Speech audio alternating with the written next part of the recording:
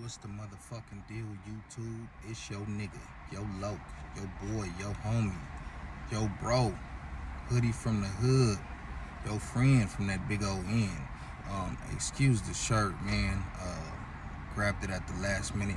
I didn't feel like wearing my work shirt because then I gotta be off to the side like this, or I gotta take the shirt off. I don't feel like doing all that, so I grabbed a wrinkled ass regular black shirt. So no logo, bitch. Voila. Anyways, yeah, man. As you can see from the title and the description, I know some of y'all gonna be confused by that, but there ain't nothing to be confused about. If you a real nigga, if you a real street nigga and you got common sense, you know exactly what the fuck I'm saying when I say there is no difference between the two. I don't know who need to hear this, but Suge Knight was not a gangster. Now, the reason why I'm saying this is because I've been listening to a lot of shit when I'm at work, when I'm on the clock, and a lot of people from out of state or whatever, they just always be like, "Oh, Wack wouldn't be doing this if Suge was out, or Suge wouldn't deal with Tekashi or whatever." Why wouldn't he? They're the same person, and it makes sense that Tekashi says Suge Knight is reaching out to him. That's just get in. They're the same person. Let me tell you something. Danny, that's Tekashi name. Danny didn't know them niggas. He didn't grow up with them niggas. He probably knew one or two of them niggas. He lived up the street. For whatever reason, they seen that he has some type of gimmick, or I wouldn't even say talent, because the kid's not talented at all. He's only talented at trolling people. His music is fucking ass. That shit ain't no. I've never heard nobody actually listening to that. But he was from that area, but he didn't hang with them. He didn't come outside. He wasn't thugging. That's no different than Suge Knight. Suge Knight was not outside thugging with them niggas. Suge Knight did not know them niggas. He lived in their hood. He knew Mob James. That's the one person he knew. That nigga lived around the corner. Listen, if you look at all of the pictures, it's a lot of documentaries and shit like that about Suge Knight. If you look at all the pictures of this nigga when he was young, none of it says gangbanging to you. The man literally looks like a little fat, happy kid. He was just big and he played football. He can't produce any photos or anything that can confirm or validate his gangbanging or his gangsterism.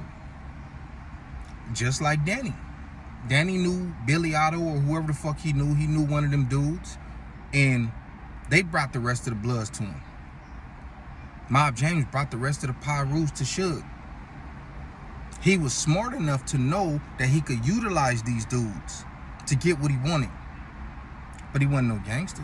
You didn't see any type of gangsterism in his life until he was almost 30 years old and started Death Row. Then he started wearing red. Then he started tossing up peas in his picture. That's no different than Danny. If you listen to all the stories about Suge Knight, never once has he done anything to a real gangster. Never once has he done anything to anyone who claimed to be a real gangster. This nigga slapping A&Rs and producers and executives, and he's pumping fear in those type of people. Anytime, and that's another thing. Cameron had just did like an interview, and he said one time Suge tried to press him about sampling a Tupac beat and saying he owed him some money, but he like, nigga, Daz is the one who made the beat, and Daz came to the studio and redid the beat and cleared it for us. Anytime somebody stand up and say, man, I'm not paying you nothing, he don't do nothing. He try to press Fabulous, little ass Fabulous.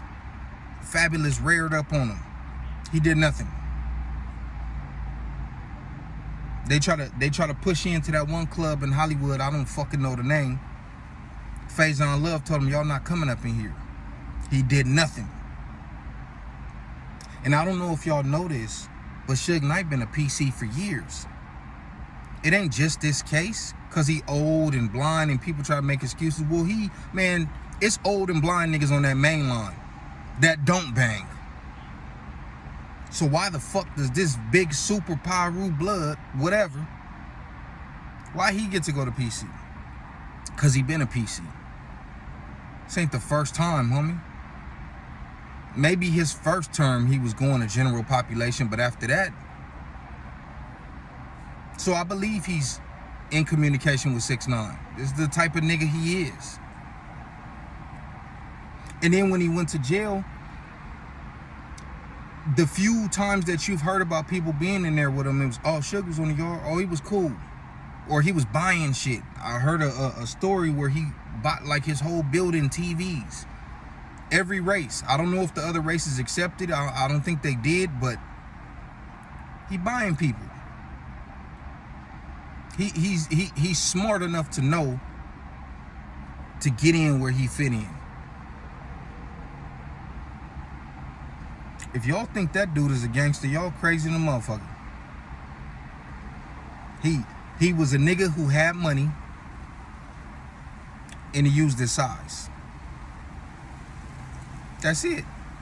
That's why he was doing the goofy shit that he was doing. That's bully tactics. This is a nigga who never had power, who used his money to live out whatever dream or fantasy that he always wanted to live out. A lot of those ass whoopings came from the niggas around him that was on his payroll. So, yeah, man. Nigga's not a gangster. Him and Tekashi is the same. I said what I said. Hoodie from the hood. Your friend from that big old end. Like, subscribe, share, comment. I appreciate everybody who been tapped in, tuned in, fucking with me, man. I do this for y'all. Hey, bud.